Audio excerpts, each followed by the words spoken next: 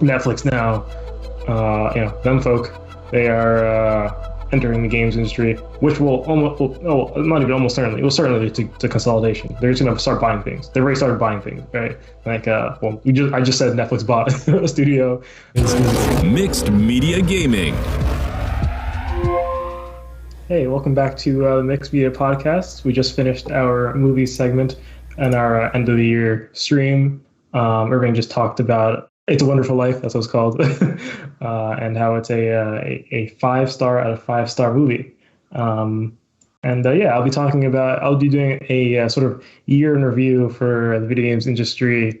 I guess I'll get into it. So I listed out a few major events in my notes that I could think of, and then after that, I sort of went to Wikipedia because Wikipedia has a nice page called 2021 in video games, and at that point, I'll just start like spitting out things that I didn't know happened.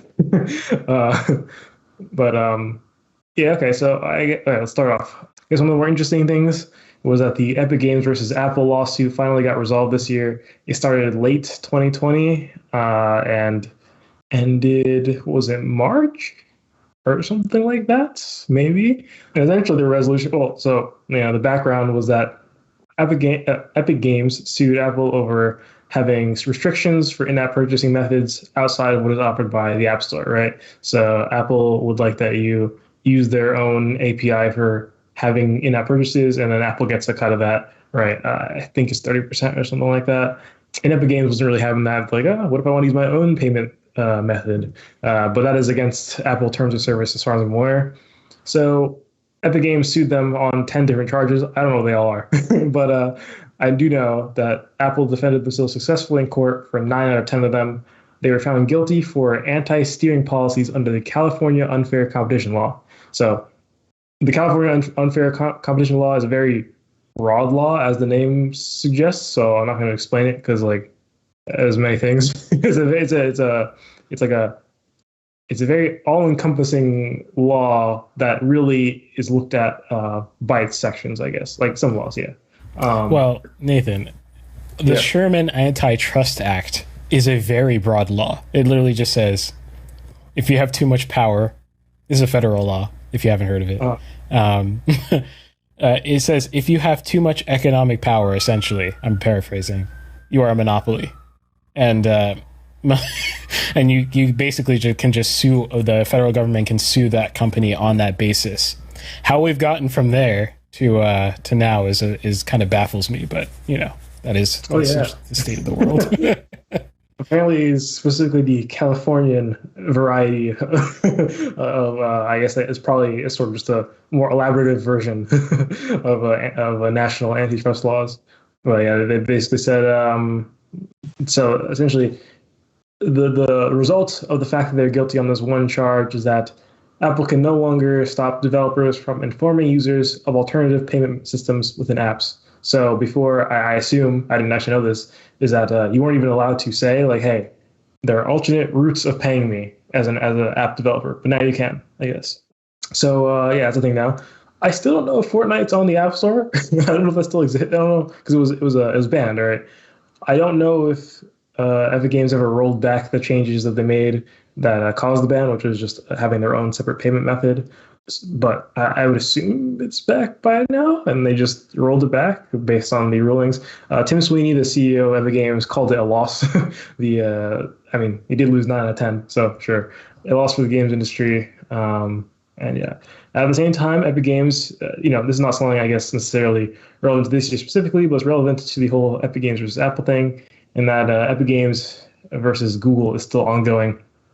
And the complaint is similar, sort of, in a broad sense. It's about app stores again, right? But the complaint is different when you get down to the specifics of it. So Google is being accused of, essentially paying other game developers to. If you don't know, right, on the Android platform, there's the Google Play Store, which is probably the most. It is the most used app store on Android, and then there are also like alternative ones, right? There's like the Samsung store. I think Huawei has their own store. There's F-Droid, stuff like that, right? Various different stores. And Google only makes money off of the Google Play Store because that's the one they own. So Google is being accused of paying game developers to stay on their own store and paying phone makers to not pre-install alternative stores. I can't remember which phone companies agreed to this, but some did, and some game developers did as well. I don't know if this is Epic Games alleging things or things that have been proven. So take that with a grain of salt. What an interesting thing that Epic Games has claimed is that Google talked to Tencent. So if you don't know, Tencent owns a bit of Epic Games. It's not majority. They don't have all the control in the world, but they own a noticeable portion of Epic Games. So Google talked to Tencent to buy shares off of Tencent of Epic Games behind Epic Games' back. So, okay, let me restart. I'm sort of jumbling things up here, but essentially, Epic Games is a bit upset because Google did not talk to Epic Games. They talked to Tencent about doing one of two things: either buying shares of Epic Games off of Tencent in order to sort of remove Epic Games from the equation of people who are being rebellious and not wanting to be, on the Google Play Store. And they also talked about buying or just partnering with Tencent to buy Epic Games out 100%. So essentially a joint ownership between the two. Clearly, Tencent did not say yes to either of those things, but that's essentially part of Epic Games' gripe is that Google is trying to stifle competition by doing stuff like that. And it's a bit of a sketchy timing, right? Because those talks happened a month before Epic announced that it would leave the Play Store, which caused people to believe that maybe there were some, people with inside knowledge in Epic Games were working with Google and essentially spilled the beans. We're like, hey, by the way, you need to protect your store because Epic Games is going to be leaving and making a big deal about it. Tim Sweeney released a lot of information, including some emails and stuff like that, documents of what was going on as is required, to have a successful lawsuit. And one thing he says is, quote, "say nothing till it ships." Somehow, it would seem by the time that Google knew, or they got extraordinarily lucky in their timing. So I don't know. Aside from the whole Epic Games things, there is, of course, the ongoing hardware shortage. So, you can't really buy custom PC parts for any reasonable price, specifically GPUs and CPUs. Certain things like, I believe hard drives are relatively fine. Buying consoles is tough. And it's a combination of both hardware shortages and scalpers and stuff like that. Although I believe scalpers are a lot less of the issue now. So I guess that's one good thing. There's I guess the more relevant part to this year is that we've seen the rise of it in cloud gaming. So there are many cloud gaming platforms out there. There's Google Stadia, there's Amazon Luna, Xbox Cloud Gaming, which used to be called Project X Cloud in the preview stage, GeForce Now, all of those not reviewed the greatest by the media in general. And despite this, cloud gaming is actually increasing in popularity, and it seems like it'll be something that stays.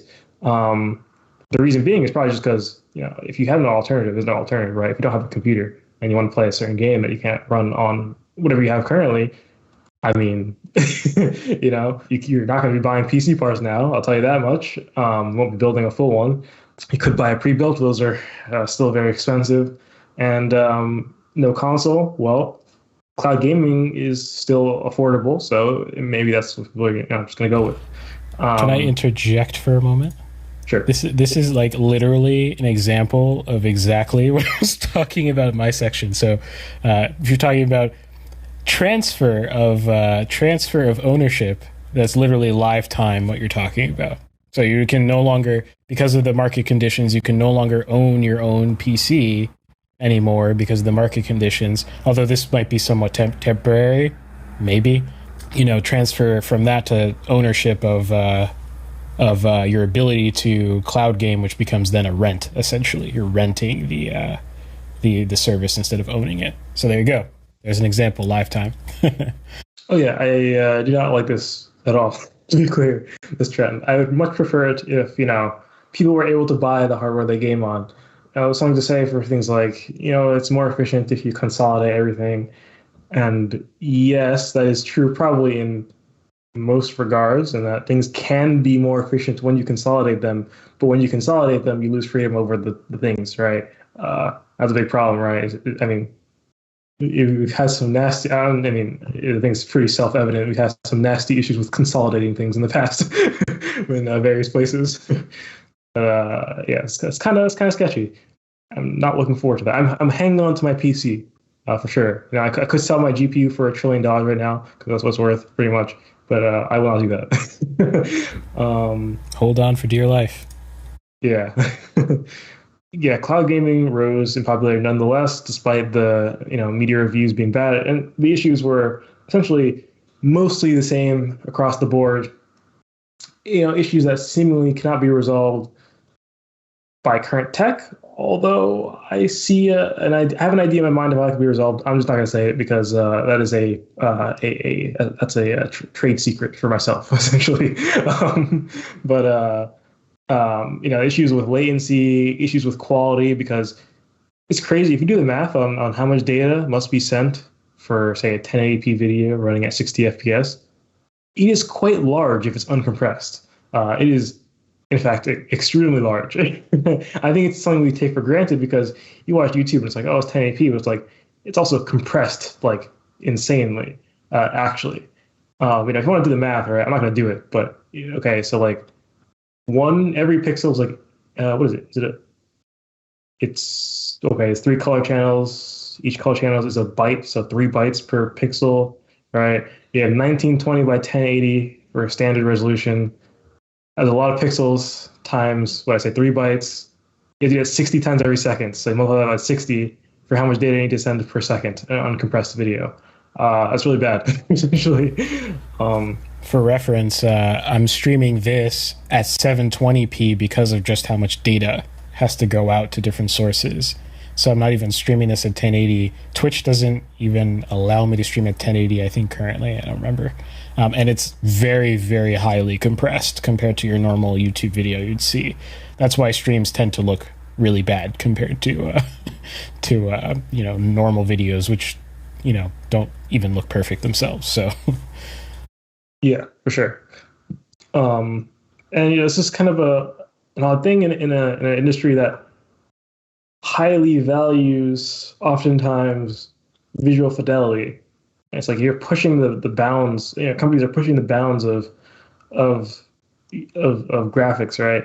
And that's why we have things like the latest and greatest graphic cards comes out every few months and stuff like that. It's all for that, right? It's like, what's even the point if it's all mush as it's compressed, and everything looks all soft and stuff like that, or artifacty and stuff like that.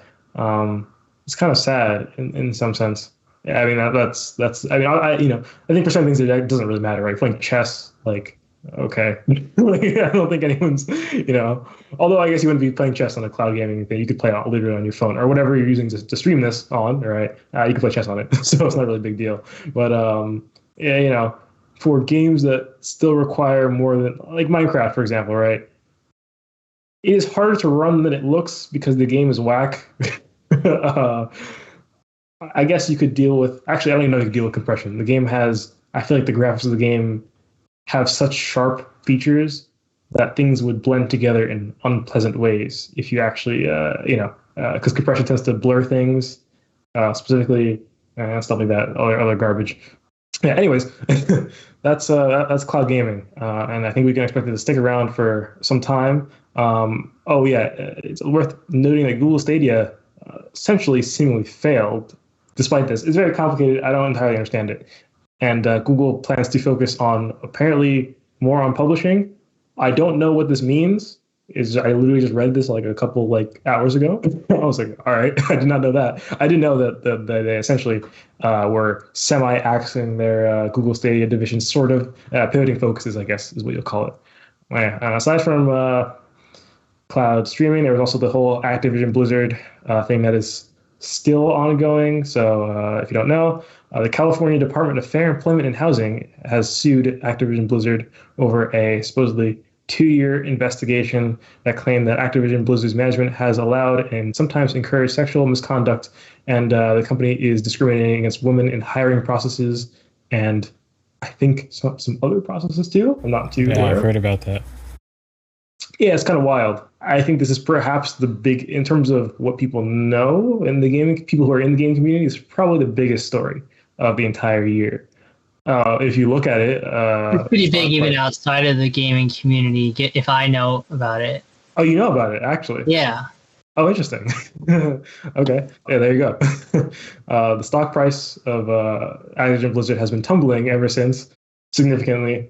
It's not looking the greatest for them, but that being said, they're such a large company. It's like, I'll come back. Their stock is not going to suffer long term over this. They'll be fine. Yeah, they'll be back. The president of Blizzard Entertainment left the company. And it's worth noting that I believe Blizzard Entertainment is the developer, right? So Activision Blizzard has a very confusing structure of companies because of the way it formed. So Activision Blizzard is a formation of, came together when Activision and Vivendi Games, I believe, came together, merged, and they created Activision Blizzard. Then there's also Blizzard Entertainment, which is not a publisher, it's a developer. But I think there's also Blizzard Publishing. So I don't know. It's very confusing. But out of the 100 companies that are under Activision Blizzard, there's one called Blizzard Entertainment. I think it's a developer. The president left the company over this stuff. So I guess either he felt disgraced or maybe there's too much pressure, or he was implicated in some of these things. I don't actually know. I don't know much about this whole thing. But as far as I understand, the management concerns are in Activision Blizzard, not Blizzard Entertainment. But I don't know, maybe it leaked into that as well. Aside from Activision Blizzard, there is Amazon entering the gaming world somewhat. So before I mentioned Amazon Luna, I see you shaking your head over immediately. There's Amazon Luna, which is their streaming service. I've never heard of anyone who's ever used it, but I don't know. Apparently, it exists. But they will because it's Amazon and they're in everything. Yeah. And when things go like crazy because AWS is down for like half a day, the internet breaks for like half a day. I don't know if that's an argument for overreach, but I don't know. Yeah. A question, Nathan, did that like affect anything with your school? With AWS going down? Yeah. I don't think it did. I think we were relatively untouched. Okay, it like shut down my school's at least some of the like important applications like Canvas. Oh, okay. All day. So. Oh wait, Canvas was down. I don't know if that corresponded with that actually. Oh no, that was the reason that Canvas was down. Oh, okay. Oh, well, look at that. Okay. Yeah, I will say Amazon's size is quite concerning. I'm not really feeling their encroachment into the gaming industry. So aside from Amazon Luna, they also created a subsidiary called Amazon Games Studio, and they released their debut title called New World. It's an MMORPG. Does not use a subscription model. I thought I heard MMORPG, I was like, okay, it's Amazon trying to get people subscriptions, right? But no, it's just I think it's I am most certain there are many, many in-game purchases based on the fact that it's an MMORPG, and that's just how they work, right? Just you pay for it, and they are most likely banking on people paying for it a lot more in-game to skip some of the grindiness, perhaps, or get whatever. The game actually broke a record for fourth on the leaderboard for most concurrent players on Steam. That didn't really last very long as people bought it and thought, wow, I don't want to play this anymore. And realized the game is not the greatest. Who would have thought? It really shows, just the fact that the Amazon name being a thing is like, the game didn't have to be good and it broke a record for fourth, like it rose past many, many, well-known, notable games, but and in not that much time, Currently still has a lot of players. It's the third most played game on Steam currently, right? That being said, the game has mixed reviews on Steam. That is not what you'd expect from a top 10 game on Steam. It's actually fair. Like if I see mixed on Steam, I am I'm not buying it straight up. Most games do not have most games that are worth something do not have mixed reviews on Steam. Steam reviews tend to skew mostly positive for any game that is worth anything, pretty much.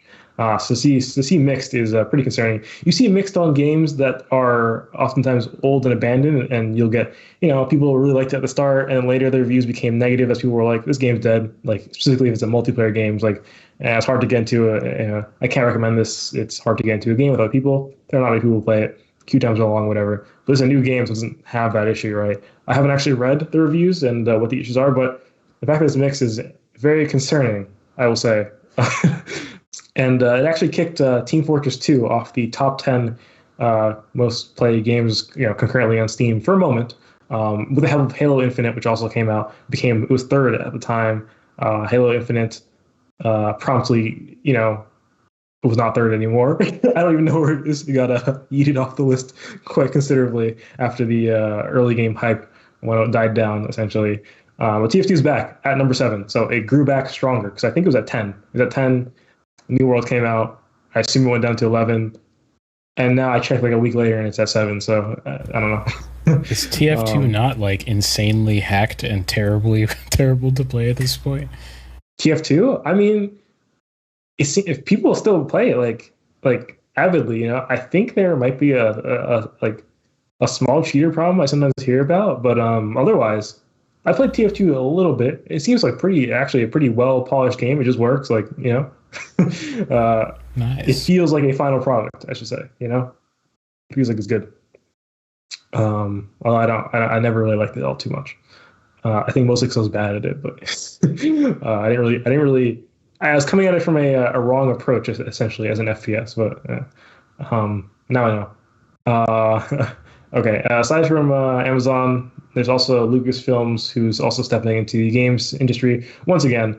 Lucasfilm Games has been revived from the grave by Lucasfilm to create a new Star Wars RPG whose name I forget. I don't remember.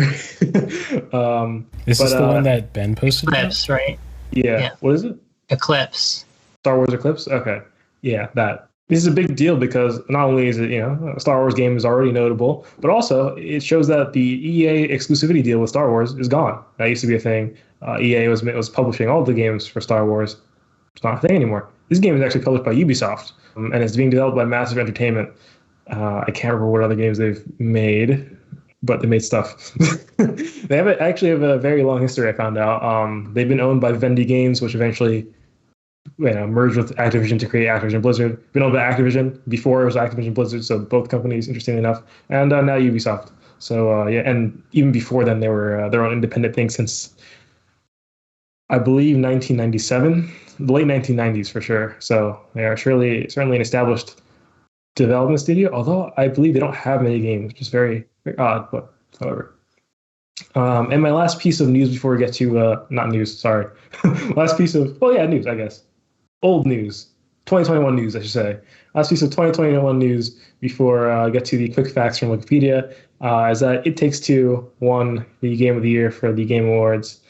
A lot of the other Game Awards haven't happened yet, like the DICE Awards, Game Developers' Choice Awards, British Academy Game Awards haven't happened yet. Japanese Game Awards happened, and Ghost of Tsushima won. I don't know if they only consider Japanese games there because all the winners I've seen have been Japanese. So I don't know if it's a coincidence or wait, yeah, it's made by Sony. Yeah, okay, Japanese. Sony's not Japanese. No, it's not Japanese. No, Sony's Korean. Korean, right? Oh, okay, I'm wrong then. Unless the development studio behind it, because I assume Sony just published it. I don't know who developed Ghost of Tsushima. Perhaps a Japanese person, or maybe it actually just opened for any country. But I saw also like Mario Kart 1 and stuff like that. I was like, oh, maybe it's just Japanese. But no. All right, quick facts from Wikipedia. So before I mentioned, there is a Wikipedia page called 2021 in Video Games, which lists a whole bunch of events, essentially, that happened. And I chose some selectively. Things that, most of these things I didn't know, or I forgot about them, or things that I found interesting, but I skipped a lot of things like acquisitions, because that is by far the most common thing on this list, is something acquiring something else. Some company I've never heard of, usually a holdings company, acquiring some other developer I've never heard of. So, let's get into it. Apparently Sony is Japanese, Miss Costello says. And then I just double checked it myself. It is Japanese. Okay, so maybe it is a Japanese only thing. I don't actually know. I don't know why in my head it was a Korean company. Is Capcom Japanese? I think it is, because they also won something. I'm not sure. Capcom. It's Capcom Samsung that is Korean, right? Hey, that's what Samsung. Yes, Yeah. Samsung. Capcom is also Japanese. Okay, I'm assuming Japanese. Only, or is a very strong favor towards Japanese companies. But one thing I think is cool in the video games industry, is that it's so international. Because I feel like you're watching the Oscars, it's usually American things. Like, right? Is it the foreign films category? I think, right? Yeah. I think it's a foreign films category. Mm-hmm. But you can also win if you're not. You can win in other things if you're not American too, right? It's just unlikely. Yeah. Exactly. Yeah. It's very odd. But like, I don't even know what the U.S. Like win rate is in the Game Wars. It's not like crazy like that, I usually, Ubisoft itself is like Swedish, right, or something like that. I hope I got that right. Ubisoft is Swedish, although I guess they haven't been winning things recently. France, I think, wins things a lot. I don't know why. France, Japan, the United States, I feel like are the big winners usually. But yeah. Anyways. Yeah, Wikipedia. So the developers of Game Maker Studio, which is a game engine, were acquired by Opera. That is the same company that made the old Opera browser, to be clear. They still exist. To establish an Opera gaming division. So if you didn't know, I actually knew this a while ago. Opera is, still kicking it. And they made a gaming browser or something like that. I don't know, bro. I don't know what the difference is. But they have a gaming browser or something similar to that. Is it cloud gaming related at all? Oh, this is before. I think this is like before cloud gaming was a thing people talked about, essentially. But I've seen someone use it actually once. Game Maker Studio is one of the engines you have to pay. Is a publicly available one, in that anyone can go and use it. Unlike certain proprietary engines, but you do have to pay for it. Unlike Unity, Unreal, which you're free until you start making money, essentially, with caveats. But Game Maker Studio, I believe you straight up have to pay for it. And if I'm thinking about the correct engine, I believe it's also codeless. I don't think you need to know to code to use visual scripting, essentially. Hopefully, I'm not getting that confused with Construct. It might be that both Game Maker Studio and Construct have similar things. I don't know. Well, yeah. Some of the bigger things I forgot about somehow. Xbox Game Studios acquired ZeniMax Media. ZeniMax owned Bethesda and id Software and other notable companies. It's pretty crazy. If I recall correctly, there's something about Skyrim being a console exclusive or something like that. I gotta look this up to be Skyrim. Doesn't surprise me. Yeah, Skyrim sequel is set to be an Xbox exclusive. That is wild. And it's set to span 3 console generations. The Elder Scrolls 6. I feel like I can feel the outrage in the Skyrim community, because Skyrim is such like I don't know. It's such like it feels so standard that it feels like it's wrong to make an exclusive. It's like a Minecraft or exclusive, right? It's like how so it won't even be on PC, like on Xbox Game Pass on PC? Oh, that's a good question. Because that would be truly wild. This is like a PC classic game. Like, no, I believe certain Xbox quote unquote Xbox exclusives are available on PC via the Xbox Game Pass. I think that might actually be one of their policies. I could be wrong. That's weird, because you have to make a PC port just for people with Xbox Game Pass. I mean, it's worth the money or something. Well, I mean, you want to be able to like VR it, and like Skyrim is popular in VR, and I don't know. It feels like the kind of game that would benefit from being able to do PC-like things to it. Like modding, actually. Yeah, exactly. Modding's a big part of Skyrim, right? Exactly. That's like the biggest part. It's very odd. Also, when are we gonna get mods on consoles, bro? Like, actually, like, I understand ever. Yeah, I understand the intrinsic problem in that modding is generally not safe, because you're downloading untrusted. Well, it's up to you whether you trust it or not, but I guess the developer cannot trust the code, essentially. I can imagine there being like app stores within games or something like that, but I highly doubt you'll have. I think there are a few console games that have quote unquote modding, which is like, I assume sandboxed. It's all sandbox, where it's like you can only execute certain like types of code You can't do anything damaging. Essentially, the problem is that one is I've actually been doing a good amount of research recently into modding and how to go about it programmatically. To sandbox something requires a lot of effort. So sandboxing is the essentially practice of, to be in a general sense, just separating something. In this sense, it just means making it so the mod cannot affect the user's device in any significant way, like that ruins it. Deleting files and stuff like that. Most mods are not sandboxed because it takes a lot of effort on the developers and to actually sandbox it. Or some game engines might implement sandboxing. That is not common though. I don't think Unity, Unreal Engine, or Godot support sandboxing like that. It's a big undertaking to actually do that. You have to make a custom API. You have to essentially make a custom interface for modders to program, and that can take a very long amount of time. And it restricts freedom of the modder, because sometimes there are good reasons to save files in places where you wouldn't expect them to save files or something like that, or a good reason for them to read files that are in places or in sensitive areas and stuff like that. Right? I can imagine having like a weather system tied to like the real world or something like that. Yeah, or things that rely on the state of your computer, for example, reading certain files that are in places where you could also have sensitive information. So I understand, consoles are very locked down in that regard. Like, part of the appeal of them is that the whole "it just works" thing. Even though I have things to say about that, but and that everything is curated. Now that is true, actually. Curated so that in theory you have a better experience in the software you choose. It all runs perfectly. Should, at least on consoles. And anyways, Skyrim exclusive. Very odd without mods.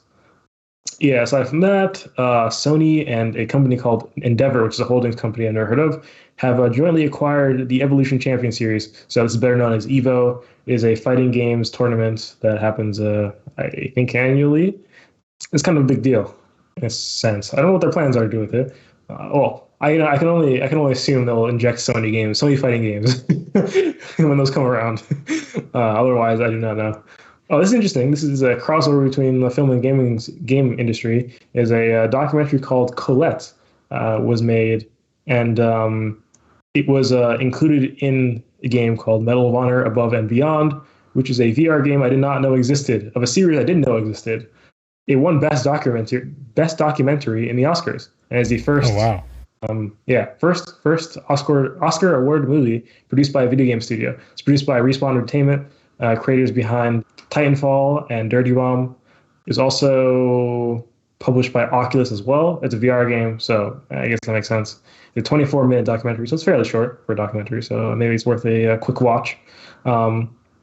Colette, I believe it takes place during World War II, following a French revolutionary called Colette, or revolutionary resistance fighter, I should say. I didn't really get. I was like, how is this really affiliated with the game? Right? Is Colette because Colette's a real person? I believe she actually is alive and says things in the documentary. Like, how does this have to do with Medal of Honor? Is it based off the story? And what I read is, quote, "It's part of a documentary gallery for the virtual reality video game Medal of Honor." I don't know what it means by a documentary gallery. I don't know if it's like an in-game gallery or something. I don't actually get it. But that is what it is. Oh, another big player stepping into the games industry is Netflix. Netflix acquired Night School Studio as its first game studio. They have made games that I've never even heard of, so I don't really know why they chose them specifically. Apparently, Netflix launched a video game service via its mobile app for subscribers. I also did not know about this, which I think is concerning. If you launched a video game service and I haven't heard of it. Have you guys heard of it? No. What happened? I have no idea. I didn't see a single advertisement. I didn't hear a person be like, "Oh, Netflix just updated the app. I'm going to try it." At least you expect people to try it, not say it's good, right? I don't know. I mean, but Netflix doesn't do much advertising in general, do they? That is true, but it was injected into the app, right? I expect someone to say something, like someone to notice. Otherwise, what was it for? I mean, Netflix has been trying to get into gaming world for like, I don't know, like 5 years now, unsuccessfully. They made a deal with, or they're going to make a deal with Telltale Games until Telltale turned it down, I believe, for time issues. I don't have enough time to work on it. But okay, that's happening. And last but not least on my list is Tencent bought Turtle Rock Studios. Turtle Rock Studios is perhaps one of the most unknown studios that is also the most influential like ever. So they are the creators of some of the Counter-Strikes, not all of them. The first thing they made was the Xbox port of the original Counter-Strike. I believe they made Counter-Strike Source. I could be wrong about that though. They made another one. They also made Left 4 Dead. They made Evolve, and they made Back 4 Blood. And that's all I have in my Oh, also, I said this before. The Game Awards happened at some point. Yeah, that's all I have. Aside from, of course, notable game releases, I guess. But I'm certainly not up to date. I've definitely been paying attention to more technological changes, culture changes, and stuff like that, and less game releases this year for sure. But yeah, that's all I have. Yeah. There's a lot of consolidation of power in your list. Yeah, I mean, that being said, there are new companies, like the birth of new companies is not listed on this. There are certainly companies that have been born, like whoever made Among Us, for example. No, Among Us is actually fairly old. Not old, came out in 2018, but recent success, I guess I should say. Innersloth, that's what it's called. And it became popular. I mean, it doesn't show. It's not going to show things, like new companies that exist or companies that were born this year that haven't really reached the spotlight yet and will, eventually. Right. That being said, do I think the industry is in general consolidating? It would seem so, although it is certainly hard to tell. I think what is definitely evident is that the big players like Amazon, Google, Microsoft, etc. Well, Microsoft's always been in gaming, but Google, Netflix now, them folk, they are entering the games industry, which will it will certainly lead to consolidation. They're just going to start buying things. They've already started buying things, right? Like, I just said Netflix bought a studio. Google, I don't know of anything they've bought actually in the gaming industry. Microsoft bought Bethesda, or ZeniMax Media, I should say. Amazon has bought things. I can't remember what they are. I don't know if the studio that created New World is new, but it might be one of those things where like it's pseudo new. It's like they just bought another studio, destroyed it, and then created a new one in its place. Possible. So that's 2021 in gaming summarized. That's pretty impressive.